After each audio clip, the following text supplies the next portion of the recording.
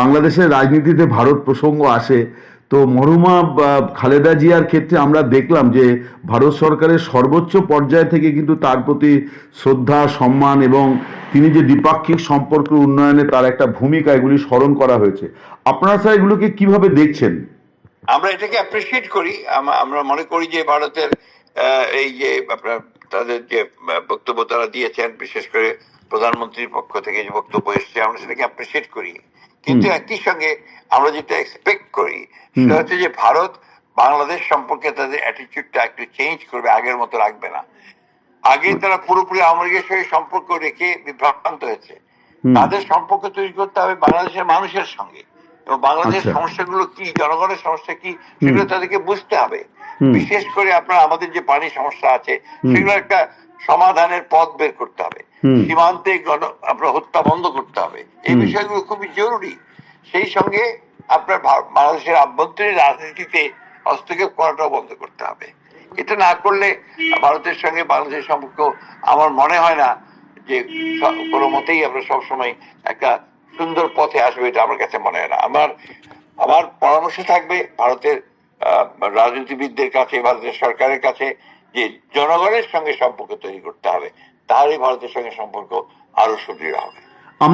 আমরা ভারতের সরকারের যে ন্যারেটিভটা বা তারা যে বক্তব্য, তারা বলছেন যে তারা তারেক জিয়ার মানে আনুষ্ঠানিকভাবে প্রধানমন্ত্রীর চেয়ারে বসার আগে তিনি নেতৃত্ব গ্রহণের মুহূর্তে ভারত তার দিকে মানে করমর্দনের হাত বাড়িয়ে দিয়েছে।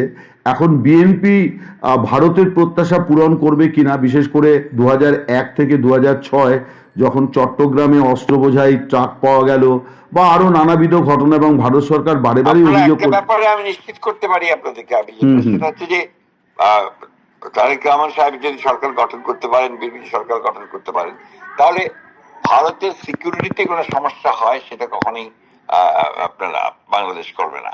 এবং আপনাদের নিরাপত্তার কোনো প্রবলেম হয় আপনাদের সেভেন সিস্টার্স বা অন্যান্য বিষয়গুলোতে, এটা কখনোই হবে না।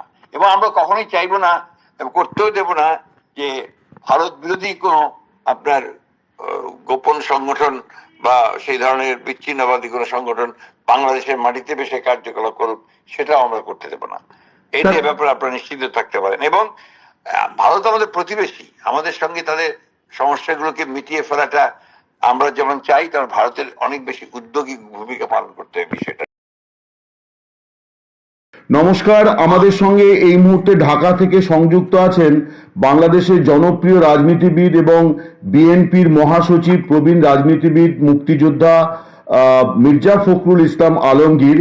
আমরা তার সঙ্গে এখন কথা বলবো যে আগামী জাতীয় সংসদ নির্বাচন এবং এই নির্বাচনের মুখে তাদের জীবনে যে একটা রাজনৈতিক জীবনে যে একটা বড় বিপর্যয় ঘটে গেল বেগম খালেদা জিয়ার প্রয়াণে, এই সব বিষয় এবং ভারতের সঙ্গে বিএনপির সম্পর্ক, আগামী দিনে তারা সরকার গড়তে যাচ্ছে বলে অধিকাংশ মানুষ বিশ্বাস করছে।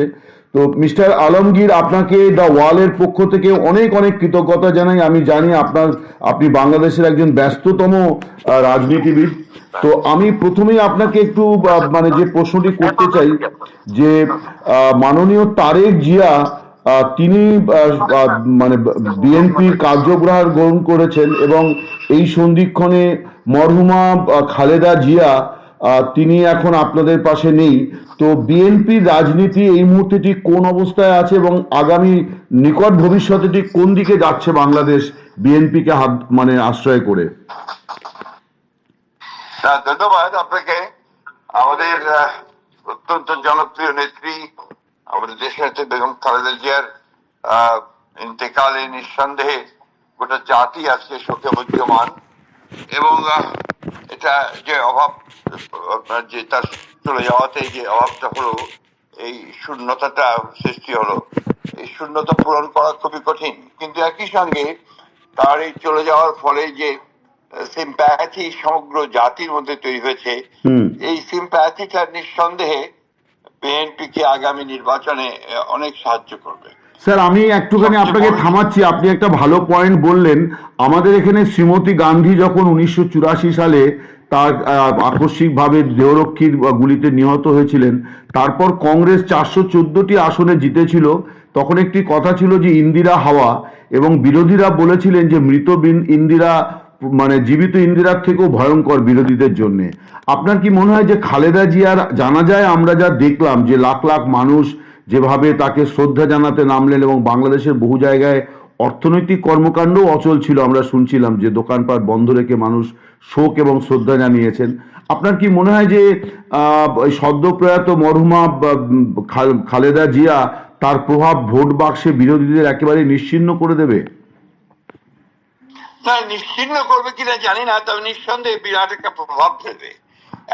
একটা বাস্তব সত্য যেটা, যে দেশনেত্রী বেগম খালেদা জিয়ার কে যখন মানুষ মূল্যায়ন করে, তারা মূল্যায়ন করে যে তার রাজনীতিতে সক্রিয়ভাবে আসার পর থেকে তার মৃত্যু পর্যন্ত তিনি রাজনীতিতে অত্যন্ত সৎ ছিলেন এবং তার প্রভাবটা ছিল অত্যন্ত বেশি। তিনি আপাদমস্তক একজন ডেমোক্রেট ছিলেন, গণতন্ত্রে বিশ্বাস করতেন এবং গণতন্ত্রের জন্যই তিনি লড়াই করে গেছেন। ভোটের অধিকারের জন্য, মানুষের ন্যায় বিচার পাওয়ার জন্য, অর্থনৈতিক মুক্তির জন্য তিনি কাজ, যখন তিনি সরকারে ছিলেন তখন তিনি অর্থনৈতিক মুক্তির জন্য কাজ করেছেন। বিশেষ করে আমাদের মেয়েদের পড়াশোনার জন্য তিনি যে কাজগুলো করে গিয়েছেন সেটা যুগান্তকারী। এখানে ক্লাস 12 পর্যন্ত মেয়েদের অবৈতনিক লেখাপড়ার সুযোগ করে দিয়েছেন, যার ফলে আজকে বাংলাদেশে মেয়েরা পড়াশোনার ক্ষেত্রে কিন্তু অনেক এগিয়ে। ঠিক স্যার, আমি একটা বিষয় বলতে চাই যে আপনাদের নতুন নেতৃত্ব, যদিও তারেক জিয়া অনেক বছর ধরেই বা বিএনপিকে নেতৃত্ব দিচ্ছেন, তবু এখন সরকারিভাবে যেহেতু খালেদা জিয়া প্রয়াত, ফলে তারেক জিয়াই এখন পার্টির চেয়ারম্যান, তো আপনারা ওনার নেতৃত্বে বিএনপিকে ঠিক কোন পথে নিয়ে যেতে চাইছেন এবং কি আপনাদের পরিকল্পনা, বা উনি কিভাবে বাংলাদেশকে শেপ দেবেন? আপনি নিশ্চয়ই খবর রাখেন যে তারেক রহমান সাহেব যখন আপনি নির্বাসিত হন মিথ্যা মামলায় বিভিন্ন ভাবে 2008 রাজ্যে অবস্থান করছিলেন, তখন থেকেই তিনি প্রথম থেকে, বিশেষ করে আমাদের দেশনেত্রী বেগম খালেদা জিয়াকে যখন মিথ্যা মামলায় জেলে নিয়ে যাওয়া হয় 2018 সালে, তারপর থেকে কিন্তু তারেক রহমান সাহেবই দলকে নেতৃত্ব দিচ্ছেন নির্বাসিত অবস্থা থেকেই, এক্সাইল। আমরা এখানে যারা বাংলাদেশে যারা ছিলাম নেতৃত্বে, আমরা যৌথভাবে তার সঙ্গে তাকে তার নেতৃত্বকে সামনে নিয়েই কিন্তু আমরা গিয়েছি। আপনি লক্ষ্য করে দেখবেন যে আমাদের যে 31 দফা আমরা একটা দিয়েছিলাম 2023 সালে আন্দোলন সংগ্রামের মুখে, এই 31 দফার মধ্যে কিন্তু আজকে বাংলাদেশে যে এই অন্তর্বর্তীকালীন সরকার যে সংস্কার গুলো করেছে আপনার সংস্কার কমিশনের মধ্য দিয়ে, তার সবগুলোই আছে এখানে। যেমন আমাদের এখন আপনার যে দ্বিকক্ষ বিশিষ্ট পার্লামেন্ট হয়েছে, জুডিশিয়ারি একদম ইন্ডিপেন্ডেন্ট হয়ে গেছে, আপনার প্রধানমন্ত্রী 2 টার্মের বেশি নির্বাচিত হতে পারবেন না, এবং অন্যান্য অনেকগুলো আপনার রাজনৈতিক বিষয়, সাংবিধানিক বিষয়ে আপনার নিষ্পত্তি হয়েছে এবং সেগুলো সমস্ত দলগুলোর সঙ্গে দীর্ঘ আলোচনা করে করা হয়েছে। সুতরাং এই বিষয়ে আমরা অনেক দূর এগিয়েছি এবং সেগুলো সবই তারেক রহমানের নেতৃত্বে আমাদের দল একটা নেতৃত্ব দিয়েছে এবং আমরা অত্যন্ত আশাবাদী যে বাংলাদেশের মানুষ তারেক রহমানের নেতৃত্ব তারা মেনে নেবেন এবং দেশনেত্রী বেগম খালেদা জিয়ার পরে যাকে তারা মনে করবেন যে এখানে নেতৃত্ব দিতে যোগ্য, তিনি হচ্ছেন তারেক রহমান। এটা আমরা নিশ্চিত। স্যার, আমি আরেকটি প্রশ্ন করছি যে আপনারা অন্তর্বর্তী সরকার যখন দায়িত্ব নিল তার পরেই বলেছিলেন যে পরবর্তী মানে নির্বাচনটি দ্রুত হোক এবং আপনারা জাতীয় সরকার গঠনেও আপনাদের কোনো আপত্তি নেই। আমরা দেখলাম যে খালেদা জিয়া প্রয়াত হওয়ার পর শফিকুর রহমান তিনি আপনাদের সঙ্গে মিট করেছেন এবং তিনি একটি আন্তর্জাতিক সংবাদ মাধ্যমকে জামাত নেতা বলেছেন যে তারা জাতীয় সরকার চান, যদিও তারা নির্বাচনে প্রতিদ্বন্দ্বিতা করবেন। এই বিষয়টিকে বিএনপি কিভাবে দেখছে? তারা কি জাতীয় সরকার গঠনের ব্যাপারে প্রস্তুত? না, আমি একটা কথা বলি আপনাকে, আপনি যে ফলো করে থাকেন বাংলাদেশের রাজনীতি, তাহলে দেখবেন আমরা যখন আমরা আন্দোলন শুরু করি বিগত সরকারের বিরুদ্ধে, তখন আমরা যুগপৎ আন্দোলন শুরু করেছিলাম, অর্থাৎ অন্যান্য রাজনৈতিক দলগুলো তারা আমাদের সঙ্গে একই রকম প্রোগ্রাম আমরা একসাথে করছিলাম এবং সেখানে কিন্তু জামাত ইসলাম ছিল না। জামাত ইসলাম তারা নিজেদের মতো করে কাজ করেছেন, আমরা আমাদের মতো কাজ করছি। তখন আমরা বলেছি যে যারা আমাদের সঙ্গে যুগপৎ আন্দোলন করেছে এবং যারা নির্বাচনে আসবে তাদেরকে নিয়ে আমরা একটা জাতীয় সরকার গঠন করব, আমাদের চেয়ারম্যান বলেছেন। সেখানে কিন্তু সার্বজনীন বা সর্বদলীয় কোন সরকারের কথা বলা হয়নি। খুব স্পষ্ট করে বলা হয়েছে যে এটা যারা যুগপৎ আন্দোলন করছে, তার মানে স্যার আগামী জাতীয় সংসদ নির্বাচনে, তার মানে স্যার আগামী জাতীয় সংসদ নির্বাচনে বিএনপি জয়ী হয়ে এলে বিএনপির নেতৃত্বে তার সহযোগী দলগুলিকে নিয়ে আপনারা সরকার করবেন, মানে সেই এক্স্যাক্টলি মানে মানে আপনি বলছেন যে জামাতের বা ধারণা বা কনসেপ্ট অনুযায়ী কোনো জাতীয় সরকারের কথা আপনারা বলেন? এই ধরনের কোনো আলাপ আলোচনা হয়নি, আমরা এই ধরনের কোনো কথা বলিনি, আমরা এইভাবে চিন্তাও করিনি। স্যার আরেকটি প্রশ্ন করি, সেটি হচ্ছে যে প্রয়াত শহীদ প্রেসিডেন্ট জিয়াউর রহমান, তাকে আপনারা বলেন যে তিনি বহুদলীয় গণতন্ত্রের মানে পুনঃপ্রতিষ্ঠা করেছেন বাংলাদেশে। বেগম খালেদা জিয়া, তাকে বলা হয় যে তিনি সংসদীয় গণতন্ত্রকে আবার মানে পুনরায় প্রতিষ্ঠিত করেছেন। স্যার এমন একটা পরিস্থিতিতে বাংলাদেশের নির্বাচন হতে যাচ্ছে যখন আবার আপনাদের মানে মানে দীর্ঘদিনের প্রতিদ্বন্দ্বী, মানে আপনাদের জন্মকালীন প্রতিদ্বন্দ্বী আওয়ামী লীগ তারা নির্বাচনে নেই। স্যার আপনি বাংলাদেশের একজন প্রবীণ মানে রাজনীতিবিদ, মুক্তিযোদ্ধা, তো আপনি তখন দেশের জন্য অনেক স্যাক্রিফাইস করেছেন গণতন্ত্র রক্ষার জন্যে। তো এই পরিস্থিতিটাকে আপনারা কিভাবে ব্যাখ্যা করছেন যে আওয়ামী লীগকে নিষিদ্ধ ঘোষণা করা হয়েছে কার্যক্রম এবং তাদের নির্বাচনী নিবন্ধন বাতিল করা হয়েছে, এরকম একটা নির্বাচন হতে যাচ্ছে বাংলাদেশে? ব্যাপার হচ্ছে যে আওয়ামী লীগ তো আর আওয়ামী লীগ ছিল না। আওয়ামী লীগ গত 15 বছরে turn into a fascist political party, এবং এই বাংলাদেশের গণতন্ত্রকে ধ্বংস করা, বাংলাদেশের সমস্ত গণতান্ত্রিক প্রতিষ্ঠানগুলোকে ধ্বংস করা এবং দুর্নীতিকে চরম পর্যায়ে নিয়ে যাওয়া, এটা আওয়ামী লীগের হাসিনার নেতৃত্বে আওয়ামী লীগ করেছে। যার ফলে এই দেশের মানুষের একটা প্রচন্ড ক্ষোভ সৃষ্টি হয়েছে আওয়ামী লীগের বিরুদ্ধে। বিশেষ করে শেষের দিকে জুলাই আন্দোলন যখন শুরু হয়, তখন আপনার এই ছাত্র জনতার উপরে নির্বিচারে একটা গণহত্যা চালানো হয়েছে। প্রায় 2000-এর মতো ছাত্র, শ্রমিক, জনতা তারা শহীদ হয়েছেন। এই বিষয়টা এই দেশের মানুষ মেনে নিতে পারে না, যে কারণে আওয়ামী লীগের প্রতি একটা প্রচন্ড ঘৃণা তৈরি হয়েছে মানুষের। সেই অবস্থায় প্রেক্ষিতে অন্তর্বর্তীকালীন সরকার বাধ্য হয়েই তারা আওয়ামী লীগের কার্যক্রম নিষিদ্ধ ঘোষণা করেছিল, এবং তার ফলে আওয়ামী লীগ নির্বাচন করতে পারছে না। এটা আওয়ামী লীগের নিজের কারণেই হচ্ছে না।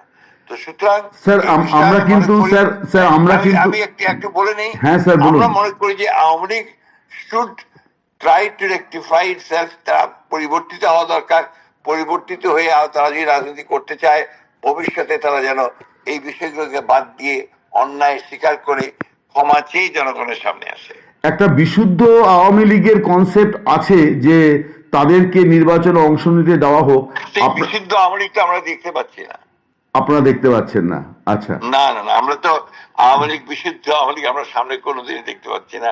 আমাদের সামনে তো সেই ধরনের কোনো কিছু নাই। আপনার কি মনে হয় যে হাসিনাকে পরিবর্তন করাটা ইনডিসপেন্সিবল, মানে তাকে রেখে আওয়ামী লীগের রিভাইভাল সম্ভব না? আওয়ামী লীগ কোনো মতে এগোতে পারবে না। হাসিনা তাদের জন্য এখন সবচেয়ে বড় সমস্যা। মানে উনি একসময় সম্পদ ছিলেন, হাসিনা এবং তার অ্যাসোসিয়েটস। মানে আপনি বলছেন যে শেখ পরিবার এবং হাসিনা একটা সময় সম্পদ ছিলেন, এখন তারা আওয়ামী লীগের বোঝা হয়ে গিয়েছেন, এটাই আপনি বলতে চাইছেন? অবশ্যই। কারণটা হচ্ছে যে তারা যে হারে আপনার অন্যায়, অত্যাচার, নির্যাতন দেশের মানুষের উপর চালিয়েছে, অন্যদিকে গণতন্ত্রকে হত্যা করেছে, অন্যদিকে লুটপাট করেছে, এইটাই মানুষ এখন কোনো মতেই মেনে নিতে রাজি না। কিন্তু স্যার আমি একটা কথা বলি আপনাকেই, স্যার স্মরণ করিয়ে দিই, যখন অন্তর্বর্তী সরকারের গোড়ার দিকে আপনারা কিন্তু বলেছিলেন, আপনিও বলেছিলেন যে আমরা কোনো দলকে নিষিদ্ধ করার পক্ষপাতী নই, সেটা জনগণ নির্বাচনে যা করার করবে। এখন সেই দল তো প্রমাণিত হয়েছে যে সেই দল বাংলাদেশে সবচেয়ে আপনার ক্ষতির কারণ। সেই দল বাংলাদেশে রাজনীতি করলে, আপনার তাৎক্ষণিকভাবে রাজনীতি করলে বাংলাদেশের রাজনীতি কখনোই সঠিক পথে আসবে না। এবং সেই কারণেই এই দলটিকে আপনার যে পরে নিষিদ্ধ করার পরে আমরা সেই জন্য আর কোনো কথা বলিনি। পূর্বে অবশ্যই নীতিগতভাবে আমরা মনে করেছি যে সকলেরই অংশগ্রহণ করা উচিত, কিন্তু আওয়ামী লীগ সেটা প্রমাণ করতে পারেনি। স্যার এবারে একটুখানি ভারত প্রসঙ্গে আসি, মানে বাংলাদেশের রাজনীতিতে ভারত প্রসঙ্গ আসে তো মরহুমা খালেদা জিয়ার ক্ষেত্রে আমরা দেখলাম যে ভারত সরকারের সর্বোচ্চ পর্যায় থেকে কিন্তু তার প্রতি শ্রদ্ধা, সম্মান এবং তিনি যে দ্বিপাক্ষিক সম্পর্ক উন্নয়নে তার একটা ভূমিকা, এগুলি স্মরণ করা হয়েছে। আপনারা স্যার এগুলোকে কিভাবে দেখছেন? আমরা এটাকে অ্যাপ্রিসিয়েট করি। আমরা মনে করি যে ভারতের এই যে আপনার তাদের যে বক্তব্য তারা দিয়েছেন, বিশেষ করে প্রধানমন্ত্রীর পক্ষ থেকে যে বক্তব্য এসেছে, আমরা সেটাকে অ্যাপ্রিসিয়েট করি। কিন্তু একই সঙ্গে আমরা যেটা এক্সপেক্ট করি সেটা হচ্ছে যে ভারত বাংলাদেশ সম্পর্কে তাদের অ্যাটিটিউডটা একটু চেঞ্জ করবে, আগের মতো রাখবে না। আগে তারা পুরোপুরি আওয়ামী লীগের সঙ্গে সম্পর্ক রেখে বিভ্রান্ত হয়েছে। তাদের সম্পর্ক তৈরি করতে হবে বাংলাদেশের মানুষের সঙ্গে, এবং বাংলাদেশের সমস্যাগুলো কি, জনগণের সমস্যা কি, সেগুলো তাদেরকে বুঝতে হবে। বিশেষ করে আপনার আমাদের যে পানি সমস্যা আছে সেগুলো একটা সমাধানের পথ বের করতে হবে। সীমান্তে আপনার হত্যা বন্ধ করতে হবে। এই বিষয়গুলো খুবই জরুরি। সেই সঙ্গে আপনার বাংলাদেশের আভ্যন্তরীণ রাজনীতিতে হস্তক্ষেপ করাটাও বন্ধ করতে হবে। এটা না করলে ভারতের সঙ্গে বাংলাদেশের সম্পর্ক আমার মনে হয় না যে কোনো মতেই আমরা সবসময় একটা সুন্দর পথে আসবে, এটা আমার কাছে মনে হয় না। আমার পরামর্শ থাকবে ভারতের রাজনীতিবিদদের কাছে, ভারতের সরকারের কাছে, যে জনগণের সঙ্গে সম্পর্ক তৈরি করতে হবে, তাহলে ভারতের সঙ্গে সম্পর্ক আরো সুদৃঢ় হবে। আমরা ভারতের সরকারের যে ন্যারেটিভটা বা তারা যে বক্তব্য, তারা বলছেন যে তারা তারেক জিয়ার মানে আনুষ্ঠানিকভাবে প্রধানমন্ত্রীর চেয়ারে বসার আগে তিনি নেতৃত্ব গ্রহণের মুহূর্তে ভারত তার দিকে মানে করমর্দনের হাত বাড়িয়ে দিয়েছে। এখন বিএনপি ভারতের প্রত্যাশা পূরণ করবে কিনা, বিশেষ করে 2001 থেকে 2006 যখন চট্টগ্রামে অস্ত্র বোঝাই ট্রাক পাওয়া গেল বা আরো নানাবিধ ঘটনা, এবং ভারত সরকার বারে বারে অভিযোগ একটা ব্যাপারে আমি নিশ্চিত করতে পারি আপনাদেরকে, সেটা হচ্ছে যে তারেক রহমান সাহেব যদি সরকার গঠন করতে পারেন, বিএনপি সরকার গঠন করতে পারেন, তাহলে ভারতের সিকিউরিটিতে কোনো সমস্যা হয় সেটা কখনোই আপনারা বাংলাদেশ করবে না। এবং আপনাদের নিরাপত্তার কোনো প্রবলেম হয় আপনাদের সেভেন সিস্টার্স বা অন্যান্য বিষয়গুলোতে, এটা কখনোই হবে না। এবং আমরা কখনোই চাইবো না, করতেও দেব না যে ভারত বিরোধী কোনো আপনার গোপন সংগঠন বা সেই ধরনের বিচ্ছিন্নবাদী কোনো সংগঠন বাংলাদেশের মাটিতে বেশি কার্যকলাপ করুক, সেটাও আমরা করতে দেব না। এইটা ব্যাপারে আপনারা নিশ্চিত থাকতে পারেন। এবং ভারত আমাদের প্রতিবেশী, আমাদের সঙ্গে তাদের সমস্যাগুলোকে মিটিয়ে ফেলাটা আমরা যেমন চাই, তেমন ভারতের অনেক বেশি উদ্যোগী ভূমিকা পালন করতে হবে বিষয়টা নিয়ে। শেষ প্রশ্ন স্যার, যে আমাদের দেশেই একটি সিদ্ধান্তকে কেন্দ্র করে আবার ভারত বাংলাদেশের একটা অস্থিরতা তৈরি হলো। মুস্তাফিজুর রহমান, তিনি একজন ক্রিকেটার, তাকে ভারতে টিমে খেলতে দেওয়া হলো না আর কি। তো এই বিষয়টা নিশ্চয়ই বাংলাদেশের মানুষকেও অস্থির করেছে। আমরা ভারতের কাছে এটা আশা করি না, এই জন্যে যে আপনার অতটা আপনার এই কি বলবো বর্ণবাদী হওয়া, এতটা আপনার এখানে যেটা বলা হচ্ছে আপনার যে হিন্দুত্ববাদকে চরম প্রশ্রয় দিয়ে আপনি আপনার মুস্তাফিজুর রহমানের মতো একজন ভালো ক্রিকেটার, তার যেটা হয়ে গেছে তাকে নিয়েছে, তাকে বাদ দেওয়ার মানে কি? তার বাংলাদেশকে বাদ দেওয়া। এটা আমাদের কাছে খুবই অপমানজনক মনে হয়েছে। এটা আমরা বাংলাদেশের মানুষ এটা কিন্তু মেনে নিতে পারছে না, বিশেষ করে ইয়াং জেনারেশন তো একেবারেই মেনে নিতে পারছে না। আপনাদের একটা জিনিস আপনার সরকারকে বলা দরকার যে they should try to feel the parts of the people of Bangladesh. এটা না করলে তো ভুল হবে সবসময়। ঠিক স্যার, আপনি এবার যেটা হয়েছে আপনি চিন্তা করে দেখেন, এটা ভারত বুঝতেই পারেনি যে ভেতরে ভেতরে এত আপনার ভারত বিরোধিতা হয়েছে, ভেতরে ভেতরে এত আওয়ামী বিরোধিতা হয়েছে, এবং সেই কারণে অথচ তারা পুরো সমর্থন দিয়ে গেছেন শেষ পর্যন্ত আওয়ামী লীগ সরকারকে। Awami League turn into a fascist government. এটা তো আপনার ভারতের কাছ থেকে তো মানুষ আশা করে যে তারা গণতন্ত্রকে আপনার সমর্থন করবে, এটাই ঘটনা। এখন স্যার মানে আওয়ামী লীগের মানুষ যারা সমর্থক যারা দেশে আছেন, তাদের নিরাপত্তার প্রশ্নটি সামনে আসছে, যেহেতু তাদের দল নির্বাচনে আসছে না। এখন পর্যন্ত তারা তো নিরাপদেই আছেন। মাঝখানে কতগুলো ঘটনা ঘটেছে যেগুলোর জন্য আপনার আবার অবিশ্বাস তৈরি হয়েছে একটু। এই যে আপনার আমাদের উসমান হাদির এটা আপনার একেবারেই আপনার গোটা দেশকে আলোড়িত করেছে, এবং এটা সন্দেহ সৃষ্টি হয়েছে। যেমন আপনার ভারতে বসে হাসিনা আপনার বক্তব্য রাখেন, তিনি ইউটিউবে কথা বলছেন, ফেসবুকে কথা বলছেন, যেটা বাংলাদেশে আপনার অস্থিরতা সৃষ্টি করছে, উস্কানি দিচ্ছে, সন্ত্রাসের দিকে উস্কানি দিচ্ছে। এটা তো মেনে নেওয়া যায় না। এটা ভারত সরকার উচিত এটা বন্ধ করা। কিন্তু আরেকটা প্রশ্ন, যে ওনার যে সাজা যেটা হয়েছে সেটা নিয়ে অনেক বিতর্ক আছে। আপনারা যখন সরকার গড়বেন তখন কি উনি যাতে ন্যায় বিচার পান সেটাও কি আপনারা এনশিওর করবেন? না, ন্যায় বিচার তো হয়েছে। আমরা এটাকে এই বিচারকে তো আমরা সবসময় বলেছি যে এটা আপনার সবাই এসে দেখতে পারে, তারা প্রকাশ্য বিচার করেছে, ন্যায় বিচারের প্রশ্ন উঠেছে। আপনার এখানে ন্যায় বিচার হয়নি এ কথা কিন্তু বাংলাদেশে কেউ বলেনি, নোবডি, এবং বাইরেও কেউ বলেনি ন্যায় বিচার হয়নি। ঠিক। একদম সঠিকভাবে বিচার হয়েছে, এবং উনি যে অপরাধ করেছেন সেই অপরাধগুলোর তো আরো বেশি আপনার ঘটনা আছে, আরো অনেক। আমি চিন্তা করতে পারি যে 15 বছর ধরে এই যে এনফোর্স ডিসঅ্যাপিয়ারেন্স, গুম খুন করা, এটা বাংলাদেশে কোনোদিন ছিল না। সি ইন্ট্রোডিউসড ইট, এবং তিনি আমাদের বড় বড় নেতাদেরকে পর্যন্ত গুম করে ফেলতেছেন এখানে। ইলিয়াস আলী, পারভেজ, তারপরে আমাদের কমিশনার চৌধুরী আলম, এদেরকে গুম করে ফেলেছেন। প্রায় 1700 নেতা কর্মীকে গুম করা হয়েছে। এটাকে আপনি কোন দৃষ্টিতে দেখবেন? উনার প্রতি সহানুভূতির তো কোনো কারণ নেই। She should be tried. মানবাধিকার মানে মানব, যেটাকে আমরা বলি যে আপনার হিউম্যান রাইটস এর ভায়োলেশন চরম পর্যায়ে করেছেন উনি। এটা তো আমরা তার কাছ থেকে আশা করিনি। স্যার, আরেকটা বিষয়, আমি একটু আপনার আগের উত্তরে ফিরে যাই।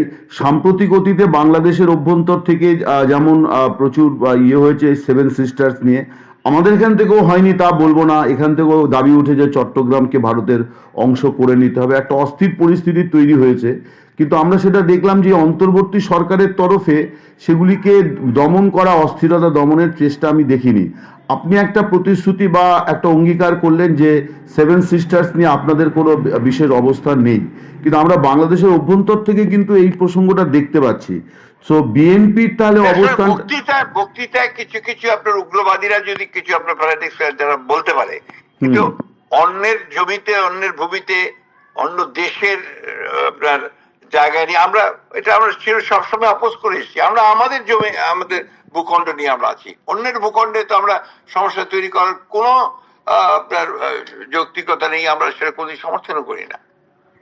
আচ্ছা, তো আমি আরেকটা বিষয় আপনাকে একটু জানতে চাইছিলাম, শেষ করতে হবে। হ্যাঁ স্যার, আমি জাস্ট শেষ যে মানে বিএনপি কে নিয়ে বাংলাদেশের এই যে দীর্ঘদিনের রাজনীতি, তাতে আওয়ামী লীগ এবং বিএনপি এই দুটি দলকে নিয়ে ভারতকে কেন্দ্র করে অনেক বিতর্ক আছে।